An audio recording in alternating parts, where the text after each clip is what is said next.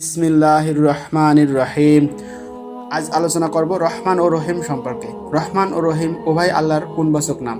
রহমান অর্থ সাধারণ ও ব্যাপক রহমত, রহিম অর্থ পরিপূর্ণ ও বিশেষ রহমত। সাধারণ রহমতের অর্থ হচ্ছে যে এ রহমত ও দয়া সমগ্র জাহানে যা সৃষ্টি হয়েছে এবং ভবিষ্যতে সৃষ্টি হবে সে সকলের জন্যই সমভাবে প্রযোজ্য। পরিপূর্ণ রহমত হচ্ছে তা সম্পূর্ণ পূর্ণাঙ্গ, আর এজন্যই রহমান শব্দ আল্লাহ তাআলার জাতের জন্য নির্দিষ্ট। কোনো সৃষ্টিকে রহমান বলা চলে না, কারণ আল্লাহ ব্যতীত এমন কোনো সত্তা নেই যার রহমত বা দয়া সমগ্র বিশ্ব চলাচলে সমভাবে বিস্তৃত হতে পারে। এজন্য আল্লাহ শব্দের ন্যায় রহমান শব্দেরও দ্বিবচন বা বহুবচন হয় না, কেননা এই শব্দটি একক সত্তার সাথে সংযুক্ত বা একক সত্তার জন্য নির্দিষ্ট।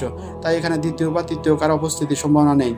রহিম শব্দের অর্থ রহমান হতে স্বতন্ত্র, কারণ কোনো ব্যক্তির পক্ষে অন্য ব্যক্তির প্রতি দয়া প্রদর্শন করা সম্ভব।